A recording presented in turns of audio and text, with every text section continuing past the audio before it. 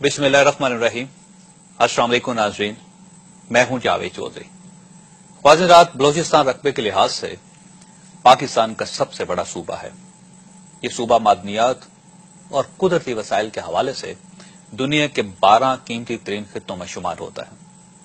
बलोचिस्तान में तेल, कुदरती गैस, सोने और कोयले के वसी ज़खायर हैं। इस खित्ते में रहने वाले लोग बलोच कहलाते हैं और बलोच सदियों से सब कॉन्टिनेंट के कुदरती और मुफ्त मुहाफिज चले आ रहे हैं। लेकिन बदकिस्मती से पिछले 40 वर्षों में हमारी वफाकी हुकूमतों की गलत पॉलिसियों के बायस बलोच सिंध और पंजाब से दूर हो गए हैं और अब हालत यह है कि बलोचिस्तान में अलहदगी के नारे लग रहे हैं। यहां मैं आपको अपनी जिंदगी का एक छोटा सा वाकया सुनाता हूं। 2 बरस पहले मेरे पास कायदा यूनिवर्सिटी का एक बलोच तालिब इल्म आया। उसके हाथ में 2 फाइलें थी। उसने फाइलें खोली, कागज निकाले और ये सारे कागज मेरे सामने फैला दिए। उसने एक कागज उठाया और मेरी तरफ लहरा कर बोला, सर ये इस्लामाबाद शहर का बजट है। सीडीए के चेयरमैन ने 21 अरब 23 करोड़ 80 लाख रुपए के बजट का ऐलान किया है। अगले बरस इस्लामाबाद के 15 प्रोजेक्ट्स पर इन 23 अरब रुपयों के अलावा 19 अरब 12 करोड़ रुपए भी खर्च होंगे। इस 19 अरब 12 करोड़ रुपए से ऐवान सदर में एक कॉलोनी तामीर की जाएगी। ऐवान सदर में पुलिस के लिए रहायशगाहें बनाई जाएंगी। कौमी असम्बली के स्पीकर का घर बनेगा। पार्लियामेंट हाउस का एयर कंडीशनिंग सिस्टम अपग्रेड किया जाएगा। क्लोज सर्किट टीवी सिस्टम लगाए जाएंगे। सेक्रेटेरिएट, फॉरेन ऑफिस और पार्लियामेंट हाउस के सेंट्रल एयर कंडीशनिंग सिस्टम की मुरम्मत की जाएगी। ऐवान सदर, सेनेट हॉल और पार्लियामेंट हाउस का फर्नीचर बदला जाएगा और पार्लियामेंट हाउस में स्टैंडिंग कमेटियों के चेयरमैनों के लिए नए दफातर बनाए जाएंगे।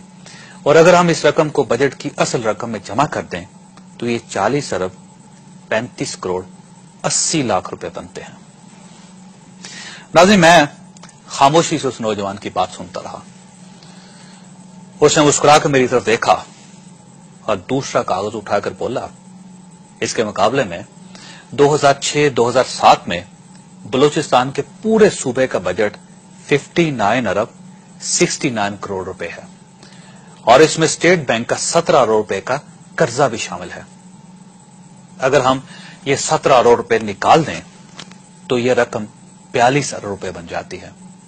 गोया इस साल पूरे बलूचिस्तान पर सिर्फ 42 अरब रुपए जबकि इस्लामाबाद पर 40 अरब 35 करोड़ 80 लाख रुपए खर्च किए जाएंगे। वो रुका, उसे कागज उठाया और बोला, आप बलूचिस्तान का तरक्याती बजट भी देखिए। हुकूमत पूरे बलूचिस्तान के तरक्याती कामों पर 10 अरब 82 करोड़ रुपए खर्च करेगी। मैं खामोश रहा। वो रुककर बोला, सर बलूचिस्तान का रकबा 3,47,190 किलोमीटर है और क्या यह जुल्म नहीं कि हुकूमत 906 मुरब्बा किलोमीटर के इस्लामाबाद और 10 लाख लोगों पर 40 अरब रुपए खर्च करे जबकि 3,42,180 मुरब्बा किलोमीटर के बलूचिस्तान और 1 करोड़ बलोचों की तरक्की पर सिर्फ 10 अरब 82 करोड़ रुपए खर्च किया जाए। सर क्या यह जुल्म नहीं?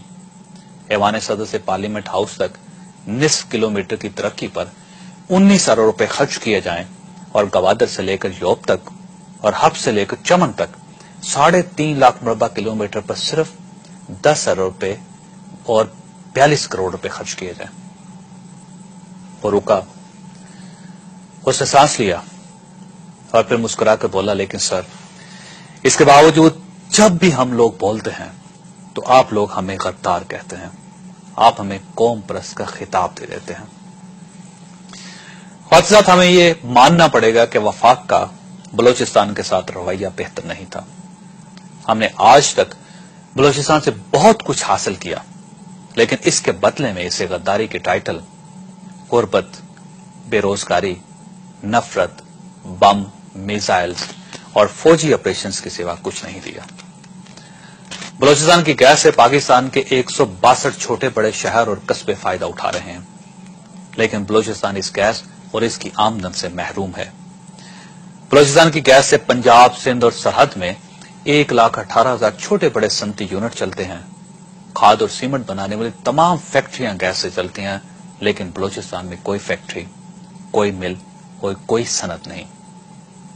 اور اس کی وجہ سے بلوچوں کے ذہن میں یہ بات بیٹھ گئی ہے کہ ان کی گیس سندھی اور پنجابی لے جاتے ہیں اور بلوچوں کے حصے میں صرف پائپ لائن آتی ہے۔